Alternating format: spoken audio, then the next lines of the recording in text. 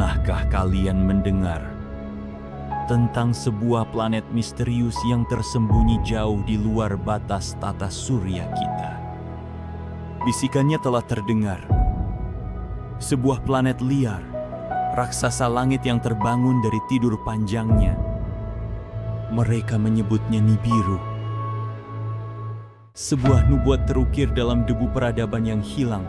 Sebuah legenda dibisikkan dalam teks-teks terlarang, mimpi buruk dalam ramalan kuno. Sang penghancur bagi sebagian, tempat tinggal para dewa bagi yang lain. Tetapi semua sepakat.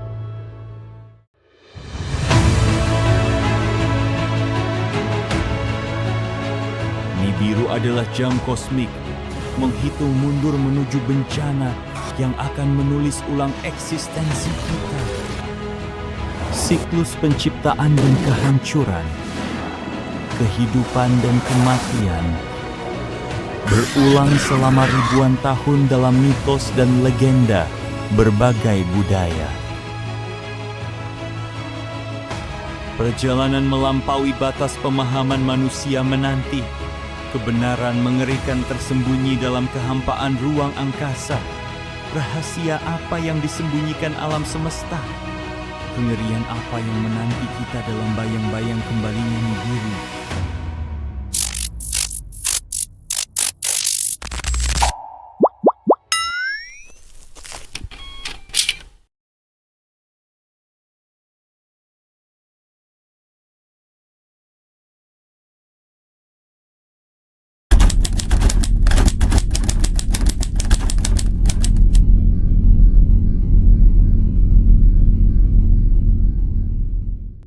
Cerita resminya Nibiru hanyalah mitos.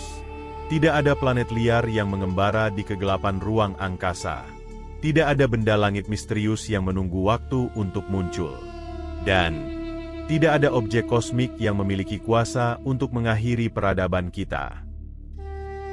NASA dengan tegas menolaknya sebagai pseudosains. Para sejarawan menyebutnya sebagai kesalahpahaman interpretatif belaka. Inilah yang mengundang tanya.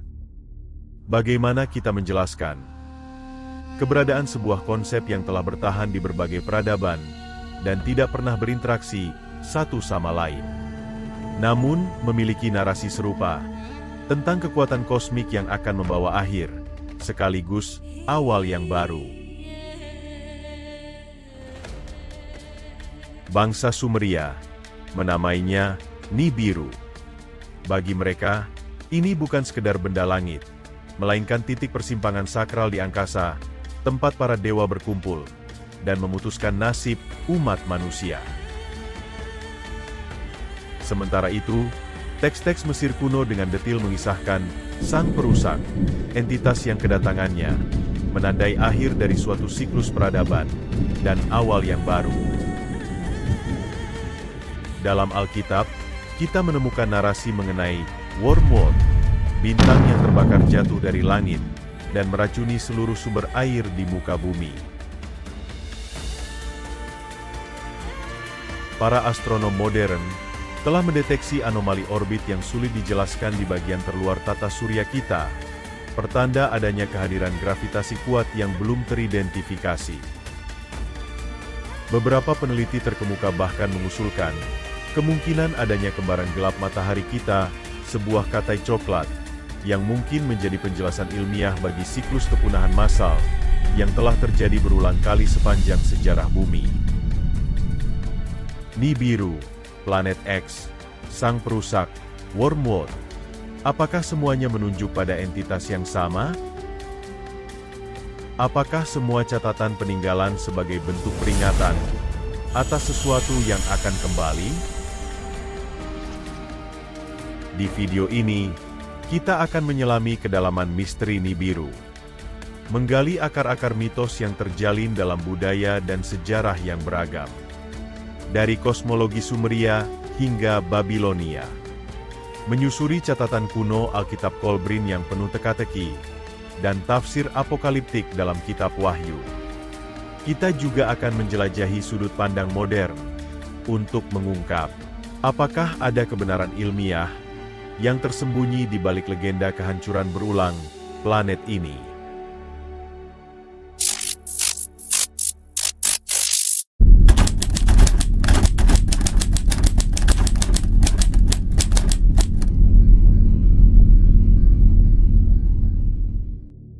Menghitung mundur ke masa lalu, ke sebuah peradaban yang sangat maju. Antara 4500 hingga 1750 sebelum Masehi, yaitu peradaban bangsa Sumeria. Peradaban ini berpusat di Mesopotamia, yang berarti daerah antara dua sungai, Sungai Efrat dan Tigris. Pada masa itu, Mesopotamia adalah pusat peradaban yang menakjubkan, dengan kota-kota besar yang dikelilingi oleh tembok tinggi. Mereka mengembangkan sistem tulisan yang kompleks, yang disebut cuneiform, untuk mendokumentasikan peristiwa-peristiwa penting.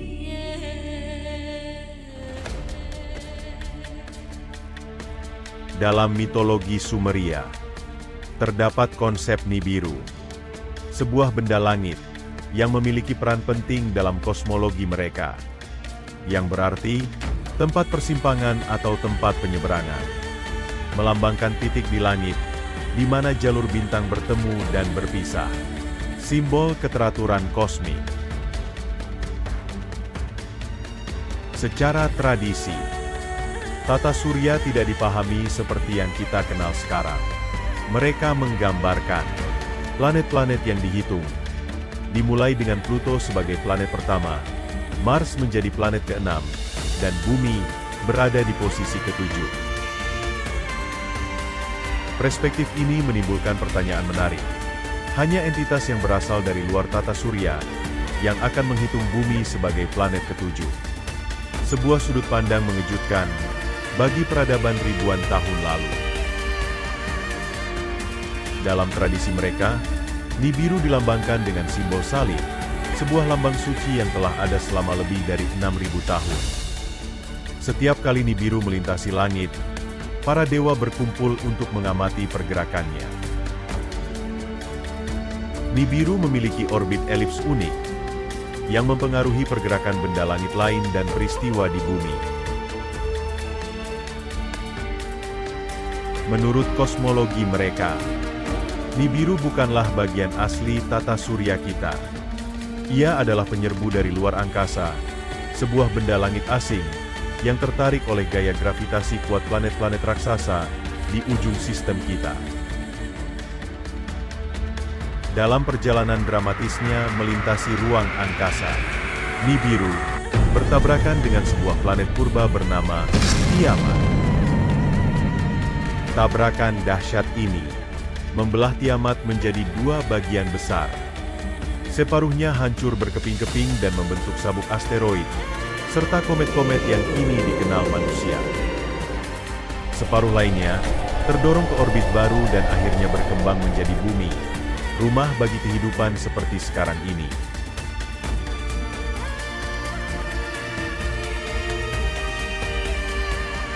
Bagi bangsa Sumeria, Nibiru melambangkan keteraturan dan keseimbangan alam semesta yang diatur oleh para dewa.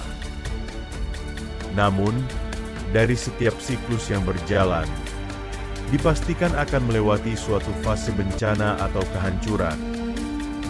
Sebagai proses mencari keseimbangan baru.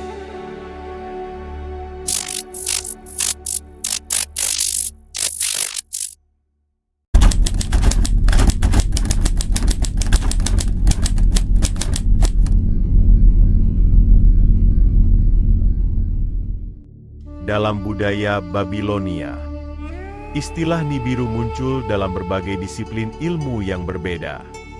Masyarakat Babilonia yang berbahasa Akkadia menggunakan kata Nibiru dengan makna yang kompleks dan beragam. Istilah ini tidak hanya merujuk pada satu konsep tunggal, tapi mencakup berbagai pengertian, seperti titik persimpangan, tempat transisi, penanda langit, hingga objek langit yang melintasi cakrawala. Makna Nibiru sendiri dapat berubah-ubah dan berkembang, tergantung pada konteks penggunaannya. Dalam berbagai tablet kuno, kadang-kadang istilah ini digunakan sebagai nama alternatif untuk planet Jupiter, planet raksasa yang bersinar terang di malam hari. Dari perspektif astronomi, istilah Nibiru muncul dalam beberapa teks penting seperti Mul Apin dan Astrolab B. Mul Apin adalah sebuah katalog bintang kuno yang berfungsi sebagai kompendium pengetahuan astronomi pada zamannya. Katalog ini memuat daftar rasi bintang, serta pergerakan planet dan siklus langit secara rinci. Dalam Mul Apin, terdapat pernyataan eksplisit mengenai Nibiru, bintang yang terlihat di barat pada akhir tahun dan muncul di timur pada awal tahun. Deskripsi ini menggambarkan sebuah objek langit dengan pola pergerakan unik yang muncul bergantian di lokasi berbeda sepanjang tahun. Fenomena ini dapat mengacu kepada planet atau objek bergerak lambat lainnya seperti komet besar dengan orbit elips panjang dan ekstrim. Fakta bahwa Nibiru tampak terlebih dahulu di barat sebelum muncul kembali dari timur menunjukkan lintasan orbitnya yang sangat luas. Selain itu, katalog Mul Apin juga menyajikan daftar 36 bintang. Pembagi waktu sepanjang tahun, 3 bintang untuk setiap bulan kalender selama 12 bulan penuh. Membentuk sistem kalender astronomi presisi tinggi berdasarkan fenomena kenaikan heliks masing-masing bintang.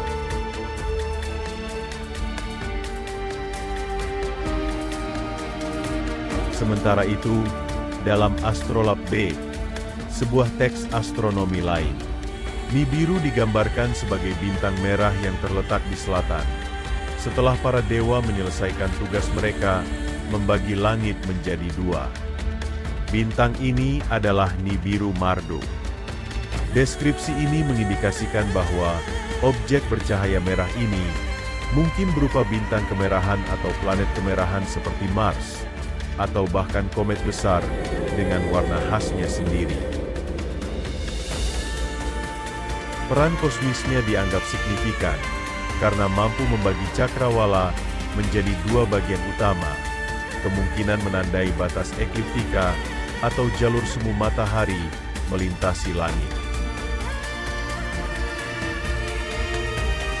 Dari sisi mitologi Babilonia, Nibiru dikaitkan dengan Marduk, putra Enki, yang merupakan salah satu dewa utama dalam panteon Mesopotamia. Namun penting untuk dipahami bahwa Nibiru tidak selalu menunjuk pada planet tertentu saja. Istilah ini bisa merujuk pada objek langit lain yang memiliki sifat melintas atau menyeberang di langit malam. Kisah mitologi ini tercatat melalui epik penciptaan Enuma Elis.